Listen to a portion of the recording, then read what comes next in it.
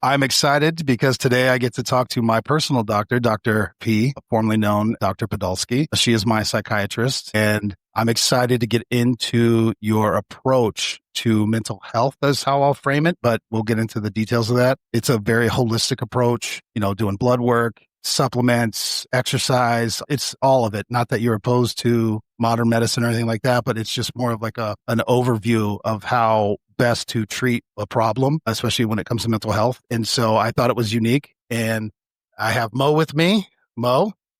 Hello. Excited as well. I've heard a lot about Dr. P and been speaking on our mental health mini-series that we have done. This was one of the ones that we've really been super interested about, getting someone who has this kind of expertise on our show to talk to us about it. Absolutely. Well, Dr. P, first question, how did you grow up? Where did you grow up? Thank you so much for having me, Tyler. I'm excited too. So thank you for the invitation. I am originally from Costa Rica in Central America, and that's where I grew up. I went to medical school in Costa Rica. I speak Spanish. I grew up with my parents and my family in tropical paradise, would I say? So yeah, I still have I'm very fond of my country, and I still identify with being Costa Rican and what that means for me. And most of my family and friends are back there still today. Nice. Absolutely. What age did you leave Costa Rica? So to come to the U.S. when I moved, I was 29. Okay. Well, all right. Well, let's stick in Costa Rica for a little bit. So Costa Rica, growing up, a lot of healthcare, medical professionals in your family or in the area you grew up in, or what was that like? In my family, not so much. So my dad was a mechanical engineer. Interesting, today's his death anniversary. He died 9 years ago today. And sorry to hear that. Yeah, we miss him a lot. Thank you. So he was a mechanical engineer and then worked in he had some business background as well and worked more in the auto industry. And my mom is an English teacher. Okay. She doesn't practice anymore. She's not working anymore, but she's an English teacher. I didn't have any doctors in my immediate family. My uncle is a psychiatrist. My dad's brother is a psychiatrist. However, interestingly enough, I didn't necessarily grow up really close with him when I was making the decision to go to medical school. We're much closer now than we were back then. I think in part because we're both psychiatrists, but I don't feel like it was a big reason why I chose my path. I'm happy I did, and we share that, but it wasn't. Me too. It was just like out of the blue. I was interested in science, and I was interested in science when I was in high school, and I was also a ballerina. I don't know that you know this about me, Tyler. I did not know that. Yeah, no, it's not something that most people know. But I used to be a ballerina. I did ballet and modern dance, and I danced professionally for many years when I was younger in high school. And in Costa Rica, we don't go to college. The system is different. So we go from high school directly into medical school or wherever you're doing. I didn't know that. Yeah. I know it's. There's plus and cons to that. Sometimes I feel it was great, and sometimes I feel like I wasn't ready for medical school at the age of 17. Yeah, I don't know that I would be. Right. Fairness in both of those, but yeah. I was a ballerina and I wanted to study dance. Okay. So I wanted off the path. ballerina. I wanted to go into the arts. Yeah. That was and I actually think still till this day that that's my true calling on heart. Like in my next life, I'm going to choose to be an artist. I love it. Anyhow, not to derail there, but my mom told me when I was a senior in high school, she said to me, "You really want to be a ballerina? I don't know if that's a great idea, because how are you going to support yourself?" And I said, "Well, I like medicine too, because I like science." So biology, I was really good in biology. And we had a psychology class in high school. It's like, that would be fun. Maybe I can be a psychiatrist one day. I mean, not in a million years I was taking that seriously. But I applied to medical school, nonchalant, and I got in. Oh my God. I did not expect to get in. I really didn't put any effort into it. And I got Oh my gosh. This is fate, right? I just think it's fate because it just happened. And my mom told me, well, if you decide to be a ballerina, you'll never be a doctor. But if you're a doctor, you can always be a ballerina. And I was like, okay, that kind of sounds smart. Okay, I'll go to medical school then. Okay. Well, she was wrong. because Yeah. I had to quit dancing Yeah. like in my second year of medical school, and that was that.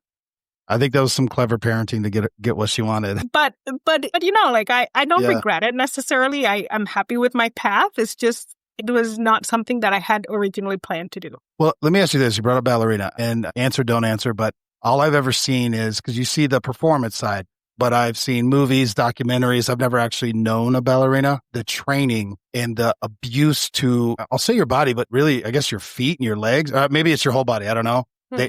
I've heard, and again, documentaries where it's brutal on your legs and your feet specifically. And then also, like, I don't know, they wear like the ballerina shoes for like, I don't know, a week, and then they got to get new, or maybe even a day. I don't know, because they have to break them and cut them. Is that all accurate? I mean, it's so.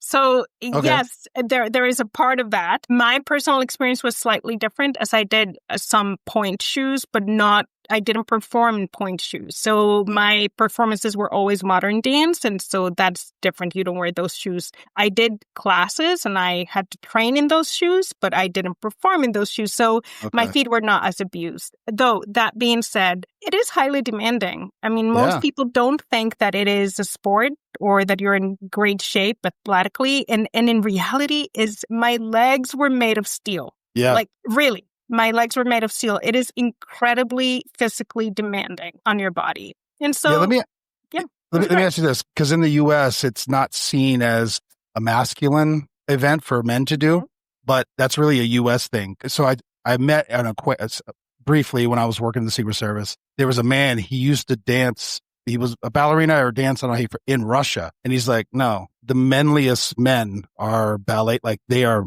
men and they are ballerina. And it took me, I didn't have a good response for him because it just took me a minute, but I'm like, and he showed me some stuff that, he did and that they did.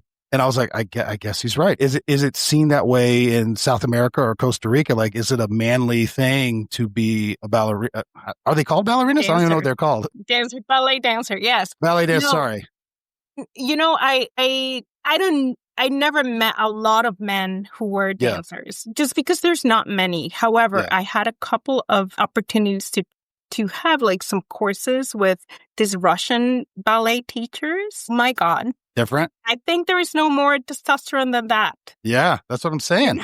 It's as high as it gets. And their muscles, they could be like bodybuilders almost, but with grace. Did you ever know that, Mom? Yeah. Everything from Russia, bro, seems to come out at high octane. I would just say. So I did not know, though, that it was looked at as a manly thing in Russia. Hearing you explain it now and hearing her, it's like, okay, I can get that. It makes sense now, but growing up there, I was like, there's no way, because football, baseball, that was there's no way in hell I'm going to do that. There is, not to spend too much time in the ballet. Yeah, I know. I'm sorry. You just brought it. It's okay. There is a fascinating story, and I don't recall where it was. I think it was Ohio, but I might be wrong, of these 4 boys who were soccer players. Yeah. And their mom said, like, why don't you do ballet to strengthen your legs? Right. It makes sense. Okay, they started doing ballet, and now they're, like, incredible dancers. They quit soccer, and the 4 of them are incredible dancers. There's wild. A documentary somewhere about that. It was fun to watch years ago. With ballet, is it like you practice and is it like a real team effort? Like, do you feel like that's your team, or is it more individualized, like wrestling? Like you practice with your team, but it's really an individual sport. Is ballet really like that's your family almost? It is. It was my family for many years. So my ballet friends, I started doing dance when I was 4 years old, and I quit when I was in medical school. Like I started medical school, like maybe 2 years in, I quit professionally, but I continued to dance until I was 29 and I moved here. And then that was the end of that. But my fondest memories of my high school years and my early adult years have to do with ballet. Like we were there every day, Monday through Friday and Saturday morning. So after high school, we would go to ballet. And like, I was young once and had a weekend activity, and partying and whatnot. Like, I know that's not my cup of tea now, but I was young once. And so we would go out on Friday night, and at 8 a.m., we had to be training again on Saturday, right? And we would just show up. And so these things like really make you bond. We would spend hours and hours on at the theater on stage, practicing, and all of us had careers on the side. So some are administrators, and some are biologists, and some are, other things. So we would have our books, and then it would be like, it's your turn, go. And then like we would swap, like as we were trying to read and dance at the same time. My ballet teacher is like my mom till this day. Like I call her, I'm so close to her. And some of my best friends are from that group. That's amazing. I have a question then that leads me. So it sounds like this was a huge foundational thing for you, but Totally. 2 years into medical school, you gave it up, even though medical school was not something that was at the forefront of your mind. Why did you make that decision 2 years in to completely immerse yourself into medical school? Well, it was too late for me to give up medical school, right? It's like, I don't know if this is true of everybody in the world, but I think physicians, and that's what I can relate to, for us is kind of very all or nothing. Yeah. And I don't think it is a quality that you develop. I mean, maybe some people can develop that over time, but I think it takes that quality to start. Right? Like the people who can go through medical school successfully have that ability of like, I'm going to do this and I'm going to finish no matter what happens. Yeah. Right. Okay. And so I was already in, I was way too deep, and I just kept going. I couldn't quit at that point. Yeah. And with the different structure of going straight from high school into medical school, it's not like, I think here in America, because it's structured, little backstory, I actually left high school, went to USF under a pre-med biology degree, but you're not in medical school. You're doing undergrad stuff. Mm-hmm. So 3 years in, I did pull the escape hatch and I got out of it and switched to something else. But it was because I wasn't so deep in. So with you guys going straight into medical school, you're already fully immersed in the curriculum at that point, is what you're saying, correct? No, the curriculum, more importantly, in my head, the commitment. Yeah. Okay. I couldn't let it go.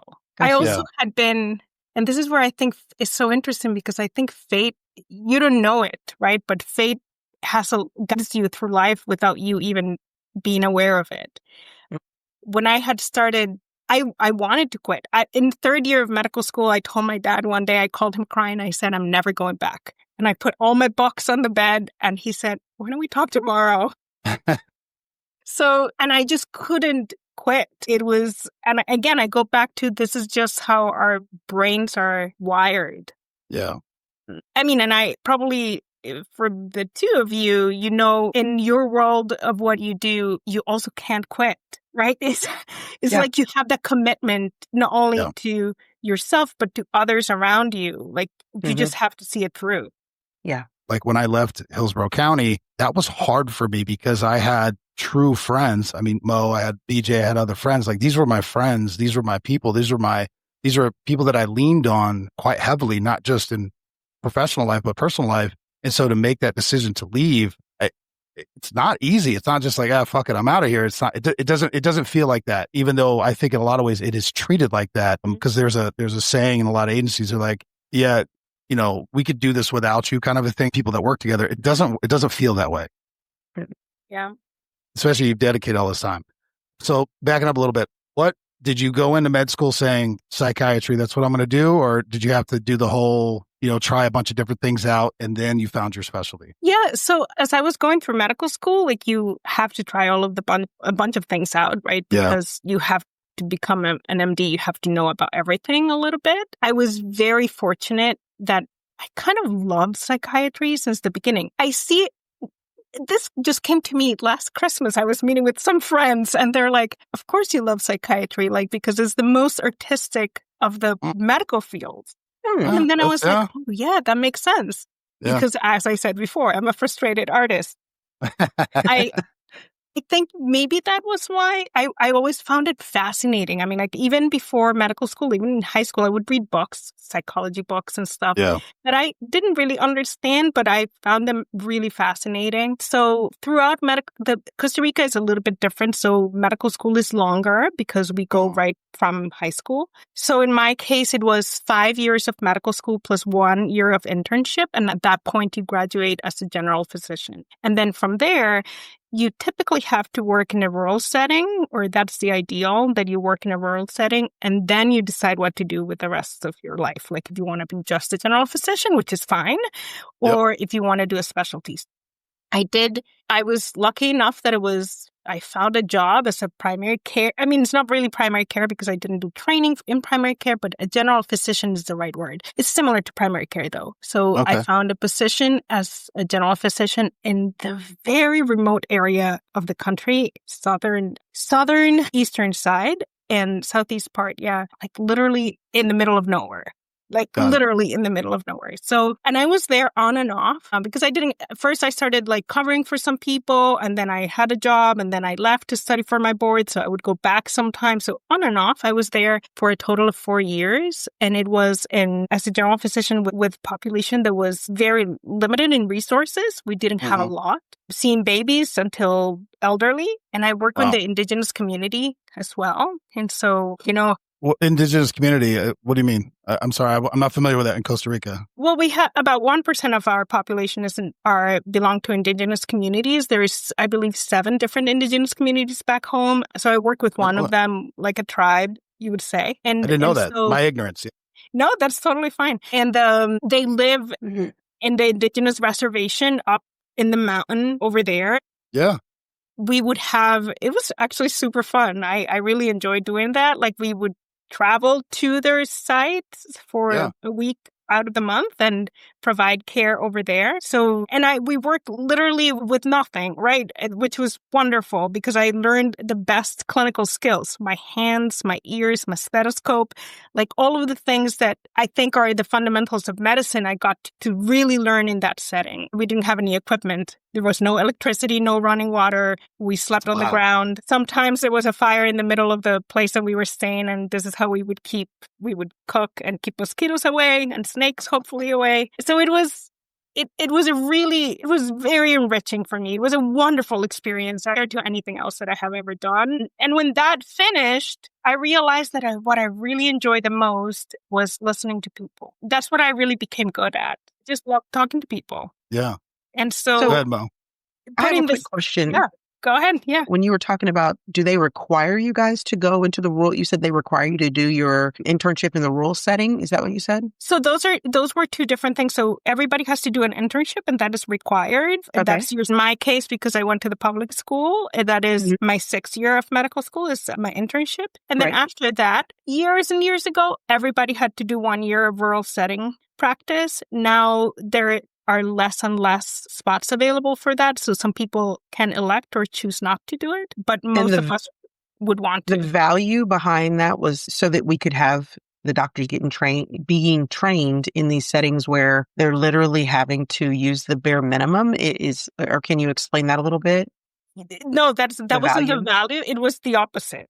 Okay. Going to work in this really adverse circumstances is not appealing to most. And so they would send the people who had just graduated for 1 year to this rural setting so the community would have some providers or some medical care in primary care mainly. When I tell you that it was literally in the middle of nowhere, I mean, we had to ride mules to go up 5 hours, 8 hours to the setting. Wow.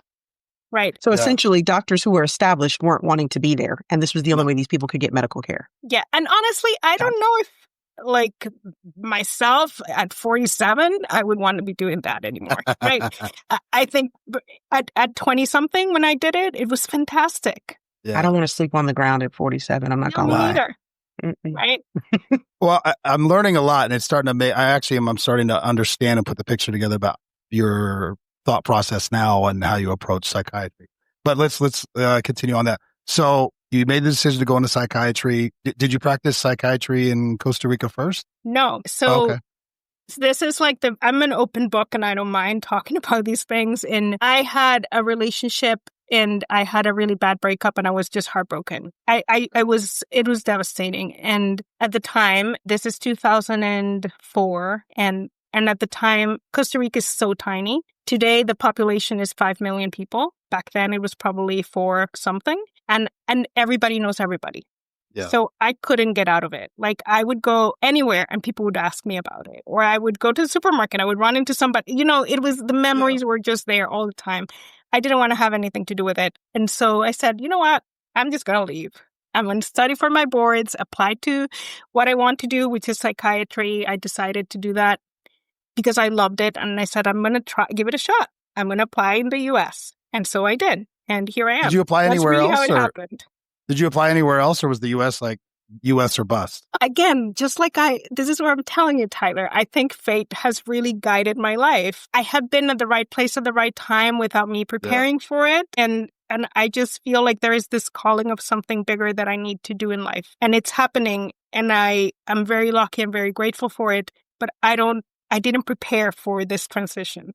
Looking back, I don't know how this happened. So I had a friend who had gone through doing the USMLE boards for residency in the United States. So he told me about it.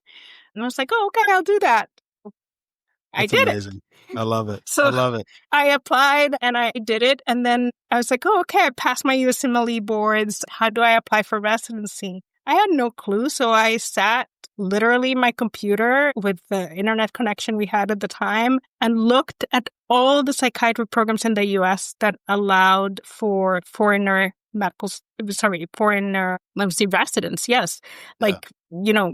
Applicants to start. So, and I applied to each and every one of those. That's now, impressive. I didn't know that I was applying way too late because I applied in November. Now, people apply in August. Got it.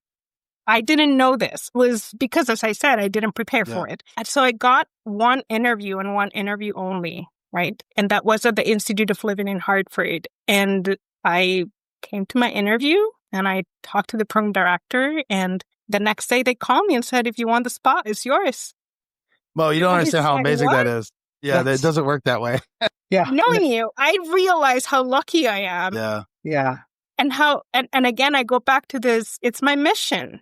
Like I have surrendered to the idea that this is what I was born to do, even though I wanted to be an actress or a ballerina. Yeah. This is really my calling and there's nothing I can do to stop it. So they offered me the spot and I came along in 2007, arrived to Hartford and started at the Institute of Living, which by the way, is an excellent residency program. Yeah.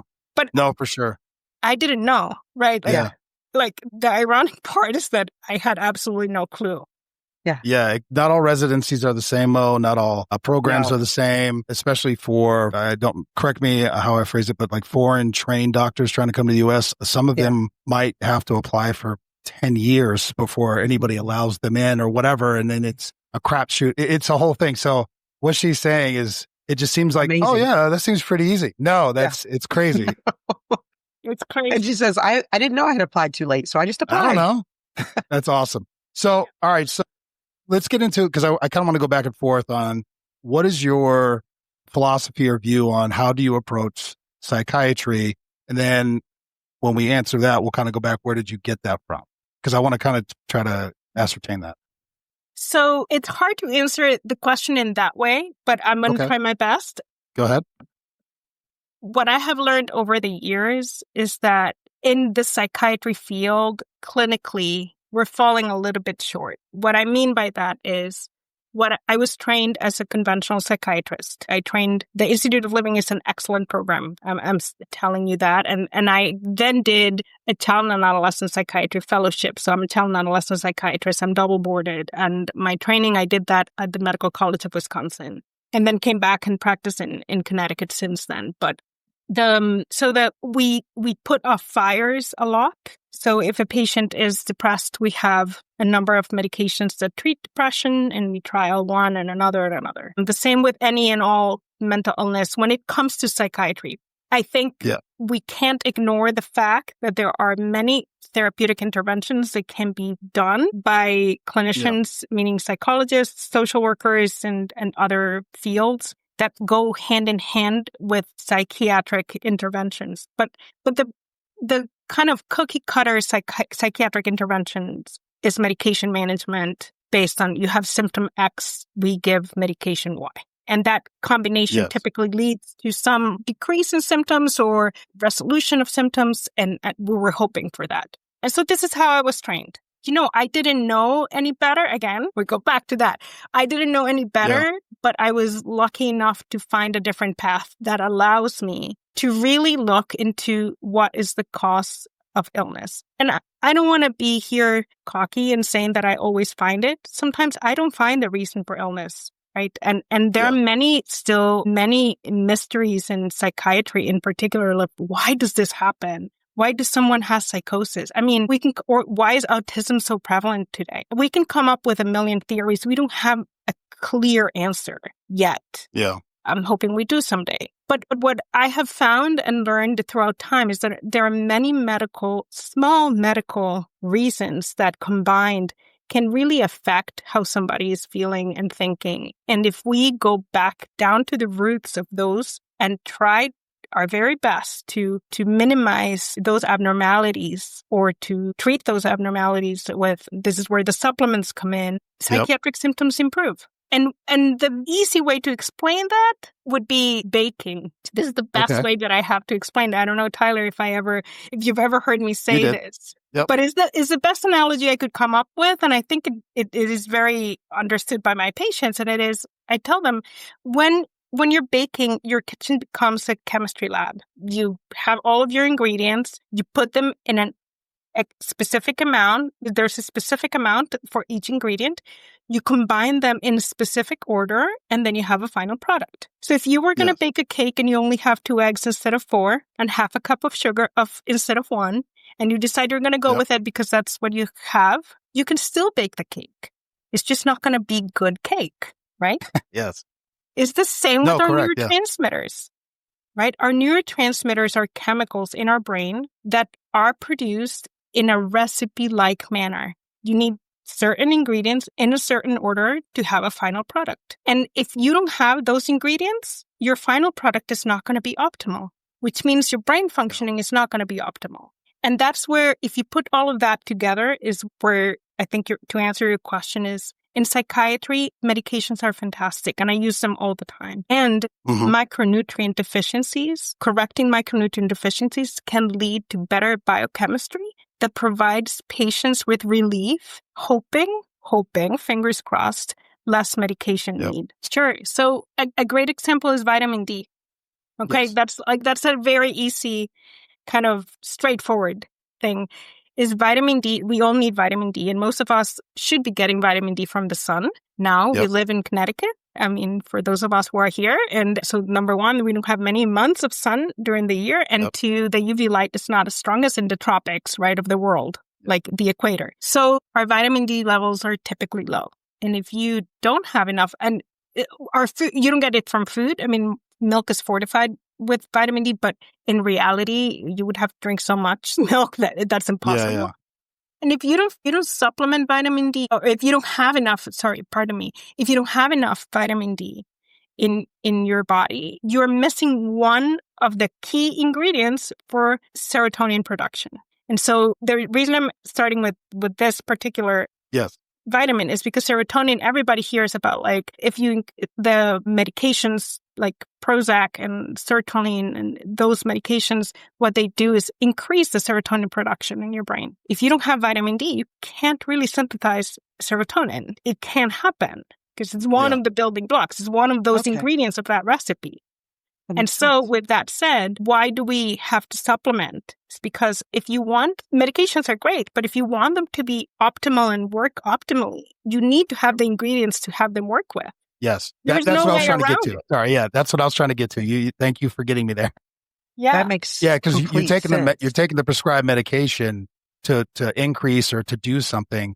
But if you don't have the material there to get your baseline, how are you ever going to increase it? And so, you're sitting here taking all these medication, they keep upping your dose, but it's like you're lacking the actual building blocks for it. We'll just stick with serotonin for now. You're lacking the ingredients to even make enough baseline. There's no way for this other prescription medication to increase it because you're missing pieces of it. Correct. Making sense, Mo? Yeah, I'm sitting here thinking I'm not the smartest woman in the world. I'm not a doctor. However, I don't understand why more psychiatrists, because they're the ones that do the prescribing, don't recognize that you can't just prescribe the Prozac without augmenting with this other thing that people are going to need. Because like you were saying, most of us are vitamin D deficient. I live in Florida. We have sun every day of the week. I know that tons of my friends, tons of people around me have been diagnosed with diminished vitamin D levels. So to me, this should be something that should coincide. Like the prescriber should know, if I prescribe this, I have to prescribe this also, but I'm not seeing that correlation. Why is that? Is that where you said earlier we're clinically falling short? But that seems to be a really easy fix for that shortcoming. Mo. So, I recognize where I stand now. It's been a few years of me practicing this way, and I can say a couple of things about that. The first one is, in my traditional training, I didn't learn any of these things. None. Okay. So I graduated from residency in psychiatry. I didn't take any shortcuts. I completed my training. I completed my child and adolescent fellowship. I am double boarded, and this is not something that we learn in school. Like we just don't. And I think that's where I'm telling you that we're falling short. Like right. if you're not taught this in school and you're told at the end of arduous training that my residency was 3 years for adult psychiatry and 2 years for child and adolescent fellowship. So 5 years total of training. None of my teachers talked about this. I think when I graduate, I think I have all the tools that I need. And so we're not doing a good job of educating others because we are missing that piece of information ourselves, right? Unless you go out and seek this information on your own, it's not mainstream taught. So is this seeking it? Was this something that you went out and sought out and maybe did it through your conferences or just you diving into books or taking classes that were CEU credits or something like that? Is that how you were exposed to it? Yeah, so that's a great question. And I think it goes back to Tyler's question of like, how did I get into this? Right, Tyler? Yeah. Did you ask me that before a little bit? Yes, I did. Yeah. So here is the fascinating thing. Again, fate, right? The topic of the day. My subspecialty, there's no such thing as a subspecialty in this, but my subspecialty of practicing, I didn't get a degree for it, but in psychiatry is eating disorders. I work with a big amount of eating disorder patients. I find it fascinating. My background as a ballerina helps me. I never developed anorexia nervosa like that, but like many ballerinas do, but I definitely was surrounded by a world of thinness was important and eating less calories was important because you had performances to go to, teachers telling you should eat less. And anyhow, I thought I learned a lot about eating disorders just by being a ballerina, unfortunately. Yeah. And fast forward, when I was a psychiatrist, I recognized that it was easier for me to understand that group of patients than any other patient. Okay. And so I started working with eating disorders, and I have a big amount of patients that are in eating disorders. I have worked with eating disorders in all levels of care. In one of the places that I worked, my boss directly, his name is Jim Greenblatt. He was the chief medical officer of the institution I was working at the time. He is a big person in what is called integrative psychiatry. And his story, I'm going to paraphrase Dr. Greenblatt here. I'm sure he'll give me permission to do so. His story is, kind of similar to mine. When you're working with anorexia nervosa and significant malnutrition, these patients their brain is not working right. I'm talking about patients that were hospitalized that were severely malnourished. I had patients that were psychotic. I had patients that were no psychosis background, no schizophrenia. They were so malnourished, they became psychotic. I had patients that couldn't get out of bed. They were so depressed, suicidal attempts, OCD-like behaviors, you name it. I mean, malnutrition can present or show, it becomes evident in many different ways. And so with that, we realized, I learned this through working in eating disorders, is what cured these patients was not necessarily the milieu or the medication that I was giving them. The time that they got better, really better, is when their brain was nourished. The moment that clicked, that made a change into I can continue to live the rest of my life in a good place, was the moment that the patient was nourished. Not only weight-wise, right? Because obviously recovery from weight is one piece, that they had lost a lot of weight, but also when they had been consistently eating for a period of time. And so that leaves like this connection, right? If your brain needs nutrients to function, I mean, it gets so simple and yet so far out there that most of us don't know about it. And Dr. Greenblatt had dedicated his life to really understand that overlap between malnutrition, integrative measures, and what he calls what is called, not only him, functional psychiatry, which is the combination really of micronutrients and other measures that can help and regular psychiatry, which for me is fascinating because it allows me to do the essentials. Like if you can give a patient simple things, magnesium, vitamin B12, vitamin D, and let's try that first, or let's try that and a low dose of Zoloft, and let's see how you feel. I find the results to be so much better. Patients get truly better and so rewarding. And now, how did I find this path? Because of my boss. I was not looking for it. It just happened. Well, and Dr. P, so I consider myself one of those, I was therapy averse. Your approach was so different because you initially were like, all right, I need your blood work. And I'm like, what? I've never had anybody say that. Like, why do you need my blood work? Typically when people go to see a psychiatrist or a therapist, they're in the midst of, I have a problem. Something really bad is happening, or they're being forced to go or whatever. Yes. Mo and I think, let me see if I understand. I know it's a little convoluted. I'm sorry. Yeah, no, that's fine. Like, is your question of like, can we do some preventive screening for people before they get in the depth of mental health problems? What could we do preemptively so we maintain those micronutrients in check and we're in a good place? Thank you. Yes. Yeah. Sorry, it's a long way to ask that question. No, that's totally fine. I'm not. It's not even about the MD after my name. It's about being a psychiatrist. This is what we do. We consolidate information. So yes.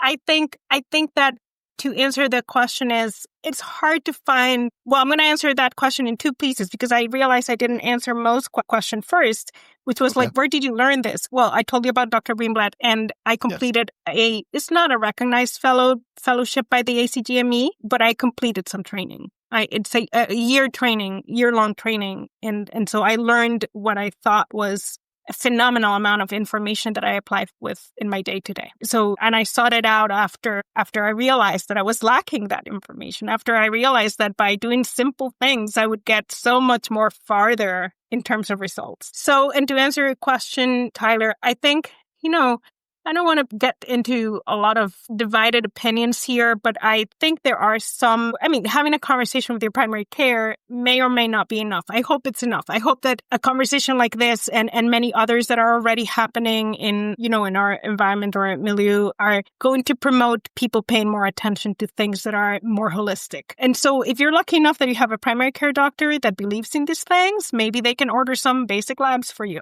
right? If not, I would say that having a balanced diet really goes a long way. Taking a multivitamin, I know I don't recognize any brands in particular or anything, but taking a multivitamin makes sure that you get like a little bit of everything that you need. We can get into discussing that the food that we eat is not the same food that we ate 100 years ago. The quality of our food is different. The processing of our food is different. And even the soil where our food grows has been overutilized and it's not as rich as it used to be. It is hard for us to really get the nutrients that we need. So that's why I recommend to almost all of my patients to take a multivitamin. I mean, there's no harm in that, right? And some people in the field would argue that that's just useless, but I see it in my daily practice. Because I order labs on every patient that comes in, when I see perfect labs, I ask the parents, are you giving your son or your daughter a multivitamin? And typically the answer is yes. I'm like, keep doing that because I don't have any solution to offer in a good way, meaning that's a good thing. It's perfect in terms of micronutrients. That's good. And that alone is half the battle. Because again, if your brain has good amount of ingredients to synthesize neurotransmitters, then your brain function is going to be much better. No, for sure. Mo, do you got something? Yeah, because We have another doctor that's coming on to talk to us, and he has a company that he's kind of trying to promote called Emotional Vaccines. And it's what you're saying. It's catching people before they're already at this critical state. And one of the things that he has discussed kind of in passing that's tripping him up is the insurance side of it, is that insurance companies they have not evolved with the mental health piece to doing preventative care like they have in the physical wellness. We've moved to where they'll cover annual physicals. They will cover, blood work once a year and things like that to make sure that you are not needing a cholesterol pill, not needing blood pressure pills, those kind of things. But on the mental health side, the insurance companies are not necessarily as apt to want to pay for the person who wants to come in and do the checkup from the neck up, like we've discussed in the past, and just let me make sure my labs are optimal for my mental health, not just for my physical functioning. So when you say your primary care, I think when we go to our primary cares, they're going to run the labs, but they're going to be running it solely to make sure our levels are in line so we don't need a cholesterol pill or blood pressure, or your iron levels are right and those kind of things. I don't know that we're at a place where our insurance companies are willing to pay for us to make sure that our B12 and our vitamin D is not just in the right level for physical wellness, but also for mental health. And knowing, are those levels the same? I don't know. You tell me on that part, doctor. I don't know if they are. I have a two-part question. The second one I'll throw at you, and you can answer them at your leisure, is there a network of like-minded clinicians like you? So you're in Connecticut. Well, I'm in Florida. I would love to know that there's someone here like that also that we could have a discussion with. You know what I'm saying? That was a lot. Sorry. Unfortunately, no, that's fine. Unfortunately, again, insurance has not caught up. And I don't see that happening. I mean, I'm sorry to sound so hopeless about it, but I don't think it's going to change anytime soon. Though I do see some traction in terms of things starting to change. I think people, meaning the population of this country, is starting to get a little fed up with the same interventions without solutions. Yes. Right?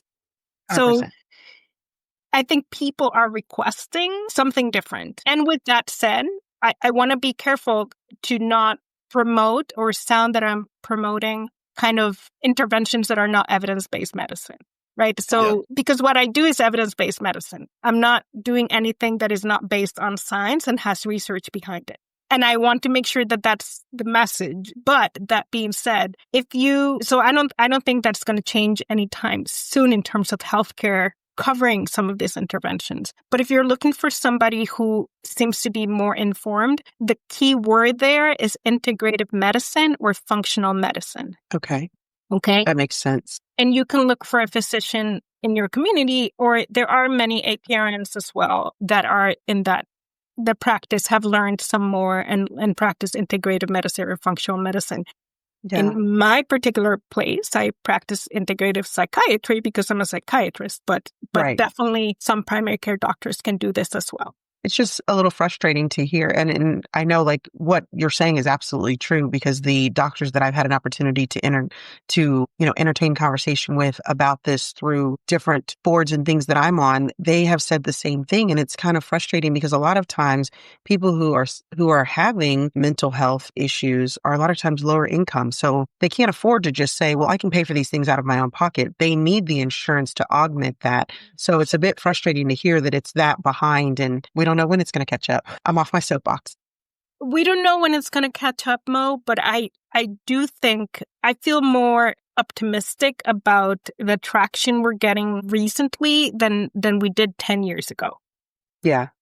Let me put it this way. My boss, my former boss, Dr. Greenblatt, who started working in this field 30 years ago, he felt like he couldn't be honest with his colleagues at the time, because they would have thought that he was a quack, 100%. And nowadays, fast forward, he's an incredibly respected physician in the community. Like, people look up to him because he's so knowledgeable, so incredible. So I think we have made progress. We have. Yeah. And hopefully I think there's some frustration because, like you said, with the intervention without solutions, people, I believe the public is getting at large frustrated, because where we're seeing the face of mental health is the active shooters, is these horrible things that occur. And people then go, well, they had all these issues. So that's where I think that's become the face of it. And people get frustrated because these awful things are happening. Whereas we can intervene well before things can get that bad, where we have to have the people kind of up in arms is where I'm at, I think. Well, I hear you, Mo, and definitely the active shooters is a huge problem. Though I would argue that that's not the biggest problem. I mean, No. that's a huge problem. But for me, like, No. for instance, the wave of mental health crises or decline that we saw after the pandemic, particularly in our adolescents, is way more concerning in terms of number of people, right? 100%. I just think unless it affects you directly on that, people don't see that. The news doesn't splash that on the TV. They splash all of the other stuff. Yeah. And yeah, that is I'm trying to choose my words carefully here because I don't want to sound like I'm minimizing the shootings. I mean, that's a huge problem. 100%. Yeah. And that doesn't negate or eliminate the other thousands of problems that we have with mental health. Right. Yeah. Right. So it's hard. I hope that we start seeing some traction moving forward in a better direction and more preventive care, 100%. Conversations like this is what we for need. sure. Yes. Well, and sure. I could tell you, Doctor, again, I fate being lucky. I was lucky to have Mo and BJ as my zone partners when I started in my career in law enforcement. Most cops, military vets, they don't talk about mental health. They don't talk about sleep. They don't talk about taking care of yourself. It's a warrior mindset type deal. Military guys will laugh and joke about going out, getting just shit-faced, drunk or whatever, and then being up at 6 a.m. to work. And like, that's like, there's no thought process behind, hey, I need to be taking care of my body. I need to take care of my mind. And then they go to war and they see horrific things. They do horrific things in some cases. Not to compare the two, they are different. But in law enforcement, through my training in the academy and stuff, they can talk to you and show you like clips, but until you sit there and you're working, a fatal traffic crash or somebody who's just died or committed suicide, you don't think about the mental effects it's having on you. And then add to that, you're working shift work for the first time where you're working 12-hour midnights and you're not, you're drinking 10 energy drinks so you can stay awake because you can't be sleepy when the call comes and you're in, a domestic or something. You got to be tuned in really, at a high level. And then you continue to live that way year after year, no sleep, typically a lot of, they drink, eating drive-through fast food. I think the nutrition stuff is actually starting to catch on a little bit because a lot of guys bring their lunches, but whatever. But for the longest time, it was, fast food, lots and lots of coffee, lots of energy drinks, self-medicating with prescriptions or alcohol. And then, I've operated many, many a day with less than 4 hours of sleep and then had to go do a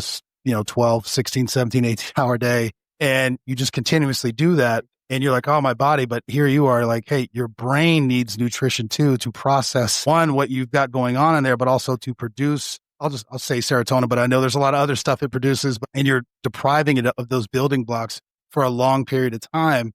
And I think it would be really sad if somebody goes and commits a horrific active shooter or commits suicide or has some horrific event because they weren't, taking a multivitamin and getting 8 hours of sleep. It's like, there's some simple, I'm not saying that that's the end all be all, but there's some baseline things that we could be doing and putting out there. It's just really not. There are so many simple interventions that can be done that are, I would say that most of these are safe. And yet, I don't know, you can't just say one size fits all because everybody has a different composition. So it's hard to give generalized advice when you don't know the specifics of each person. So there are people, for instance, coming back to the vitamin D piece, there are people who a small dose of vitamin D increases their levels so much.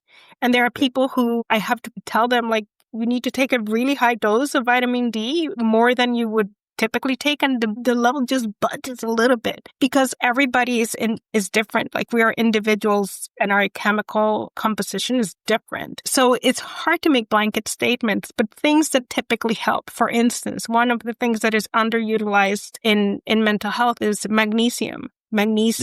Particularly magnesium glycinate or threonate that get into the brain and do not cause the GI distress, can help tremendously with anxiety. They can help tremendously with tics. They can help sleep.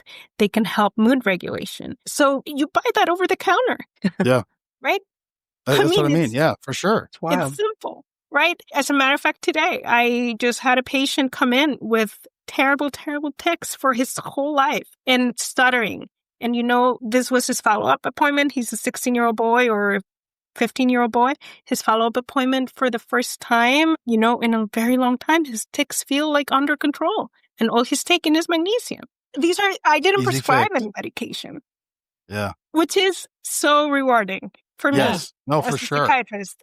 It's so rewarding. And so I think there are many little interventions like that. Check your vitamin D. Maybe you can take magnesium, though consult with your doctor. Some kidney problems may not be, patients with kidney problems shouldn't, right? So I'm trying not to make a blank statement here. And definitely this is not something that applies to everybody, but magnesium can help. Fish oil can help tremendously too with mental health and mood regulation and sleep too. What else can I tell you? Multivitamin every day.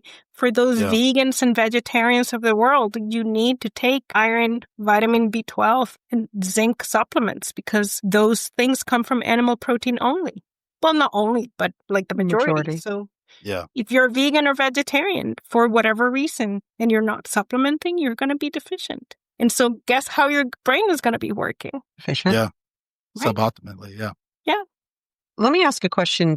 Obviously, you're talking about all these vitamins and minerals, nutrition, and I know you're not a nutritionist, but is that something as a psychiatrist that you're evaluating? Like, do you have them give you an idea of like, tell me a day or a week in the life of what you eat? Because I used to be very heavy, so I started looking into eating better, lost a bunch of weight, and started taking better care of my body. And now fast forward, I have a kid, and I'm super important of trying to teach him balance, not trying to be like, you can never eat any ice cream or anything, because if you do that, they're going to go absolutely crazy. Teaching him the balance of this is where we're going to get proteins from, this is where we're going to get iron from, and trying to do those kind of things. We don't eat a lot of processed foods and things of that nature, but I tell him this is why we don't eat them and that kind of thing. But I know we are in an age where we need things quick, fast, and in a hurry, so people are eating a lot more of that.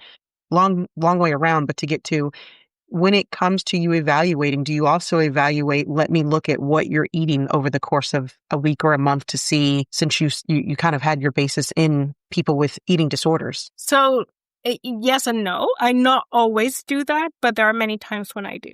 At minimum, I ask everybody if they eat all food groups, if there's something that they leave out of their diet, right? So that alone is going to give me some understanding of like they tell me, no, yeah, I'm a vegetarian or I only eat, I don't eat any dairy. So then immediately I'm thinking calcium and really fats, right? Like, because I don't know what they're eating and fats are important too. I ask the question of like, is there something you don't eat to everybody? And then for patients that I get like suspicious, right? Whenever that red flag goes up, I ask them, well, tell me what you ate yesterday. And we go through what I call a 24-hour recall. And we talk about, what in that 24-hour recall, like, are we hitting all of the food groups that your body really needs? Is there any change that can be made? Because I work a lot with kids. A lot of my kids are picky eaters. And so this is a big part of the conversation, right? What can I give my kid that is going to be nutrition, like good nutrition that they're going to eat?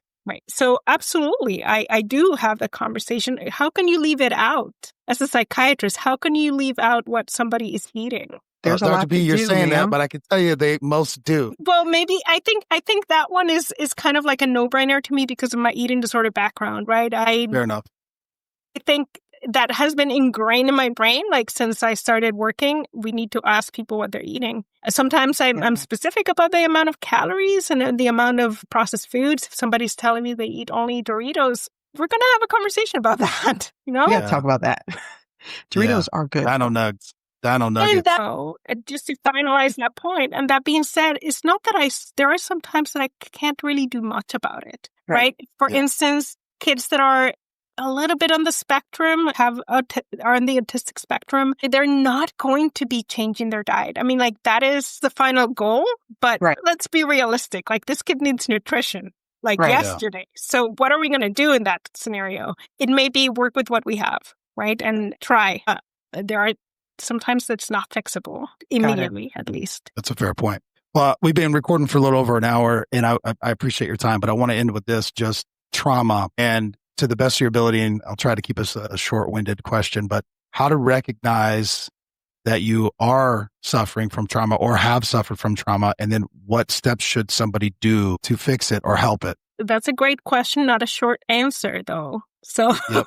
so we're going to try. I think the first and most important thing when it comes to trauma is the evidence of a traumatic event. Now, that is important because a lot of times what other people perceive as trauma is not what the patient perceives as trauma or the other way around. Meaning trauma is really in the eyes of the beholder. And we have to be really mindful of that, right? Classic example, because I work with children, is they have never been abused. Well, when you ask the kid, their perception, the parent tells me that, and the perception of the child or the adolescent is completely different. And so in that scenario, I have learned to always go with the perception of the patient, like what they are reporting to me. Now, I also have patients who have gone through incredibly traumatic experiences that didn't develop PTSD, right? So the opposite is also true. And so when there is trauma, I think trauma is such a silent companion to many people. They don't know who to talk to about it. They don't know what to say about it. And there is this immense guilt about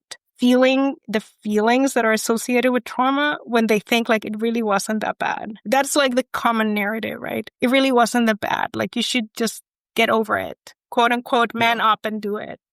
Yep. That's a very common thing. The career field. Law enforcement.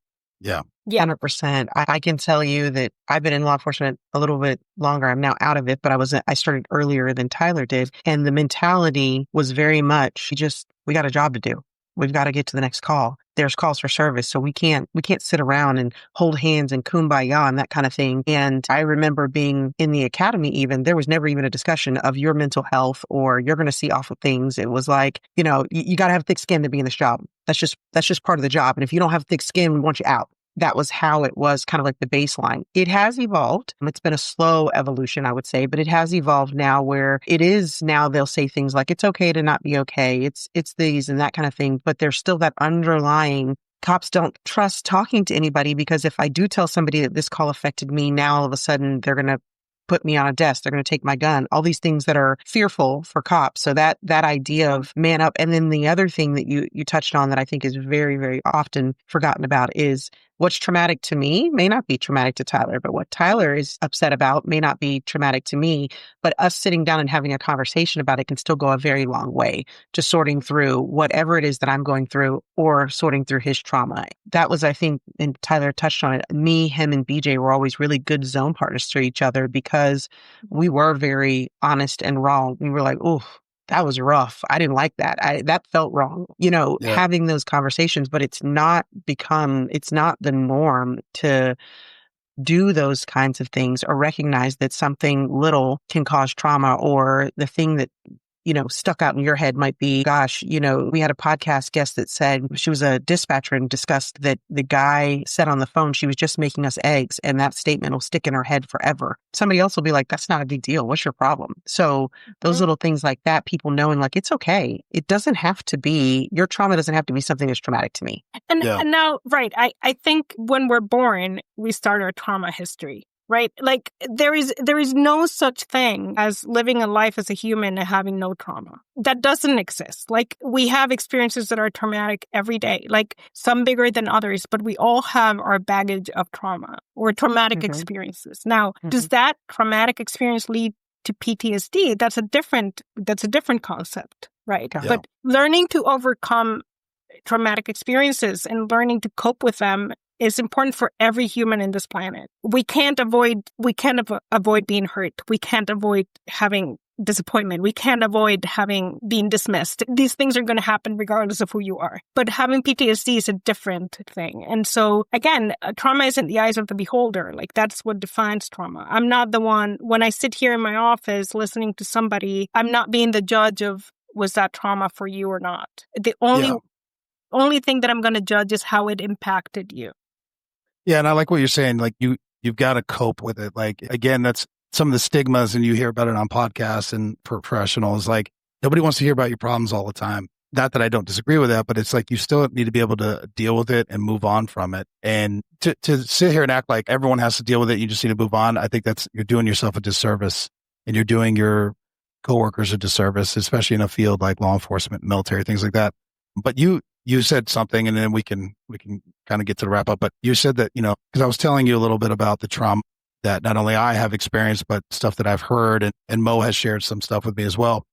But you made me think about the other side, not just been very focused on the law enforcement side of it, but there's the other side, like the trauma that exists outside of law enforcement, how to recognize it and how to process it on my own. Because you're not necessarily a trauma or PTSD specialist, but you do deal with trauma. So my question, or I guess my question would be, what advice would you give somebody in a profession where trauma, doctors, that's where I was going with it. Doctors, first responders, all that. What advice would you give them to do those checkups? As the professional or as the individual? As a professional, on the professional side. Yeah, because I was going doctors, surgeons and stuff, like they see horrific things, and for them, they don't process it as trauma or whatever. To do that's where I was going with the question. Sorry, it took me a minute to get there. Okay. But how would you like do those checkups in those fields where they might not see it as trauma, but it is a traumatic profession, so to speak? Well, we're going back into the world is not set up for those checkups just yet, right? I don't imagine that most individuals will follow with the questions that are necessary. But I think opening a safe space is really the way to do this. Like if I offer the opportunity to have an identified person that can guide the professional, like the surgeon or somebody else through the process, that would be the first step. I want to be careful with the recommendation of just talking about trauma, because not everybody on the receiver end, meaning like the one that is listening, is prepared to guide somebody through that. Right. Correct. And so it's not something that we are just going to go and talk among friends. Like, let's talk about my traumatic experience. Like that can open a can of worms that is going to be really hard to close. We call it trauma dumping. You don't dump your trauma on me. No. I think the most we should aim, and there are many support groups and things like that. In medicine, I know there are some fields, like some psychiatrists that volunteer hours on a hotline and answer phone calls of like, yeah, I can talk you through this. I hope that, I don't know how it works in law enforcement, but I hope that there's something like that, like an identified, that would be ideal if all of our professions had an identified hotline or a place to call that can just say, listen, like this is the next step. That's what Mo's working on. I want to connect with somebody else. Right. 211. That's one of the things that, yes, we're actually working with 211, our crisis center, to create, it's called the Hope Line, so that first responders that are specific firefighters, corrections, we deal with dispatchers, law enforcement officers, all that. They have culturally competent individuals that they can call that have either been in the field or somehow have an association with the field. So when they call that hotline, they are speaking to someone who's done the job or done a similar job that they have done. So they automatically, I think that creates a better connection for them to feel more open and talk to us. And then it doesn't become something where you don't have, you have the regular 211 operator who might be a 22, 23-year-old that's not experienced as much life. And then you call them and say, oh my gosh, I just saw blah. And all of a sudden that person's like, oh gosh. So we are really working hard. We have actually just got the funding to make it statewide in the state of Florida. And we're looking to try to push it out across the nation, so that the idea is creating a bank of culturally competent clinicians that we can refer these people to, so that when their call comes into us from anywhere in the United States, we can direct them to a clinician also who's prepared to hear that trauma they're going to dump in their lap. I so applaud your effort, Mo. That's amazing. Thank you. Impressive. Perfect. Should I say? Thank you. Well, it kind of tied in because there wasn't and has not been for a long time anywhere for cops or military. Well, military. I don't want to speak for military, but cops, there was nowhere for them to talk to. And now it's like, hey, we're trying to deal with this because there's, up 700, 800, 900 suicides a year in the law enforcement profession across the U.S. So it's something that's not really being addressed, it's starting to be addressed, but had not been. Dr. P, I appreciate your time. We went a little bit longer than we originally discussed, but I really appreciate it. I'm sorry for my muddled questions, but you got my brain going, too much with what you're saying. So I really appreciate it. But I wanted to end with that. Mo, if you have anything, and then Dr. P, any final statement? Just wanted to thank her for kind of bringing it to a level where the average Joe can understand what it is that we need to be looking for to make sure that we are taking care of ourselves mentally. So thank you for your time. Thank you for taking the time to break that down for those individuals that might be listening that might be at a loss. My pleasure. Thank you for having me. Has been wonderful. Awesome. Thank you so much.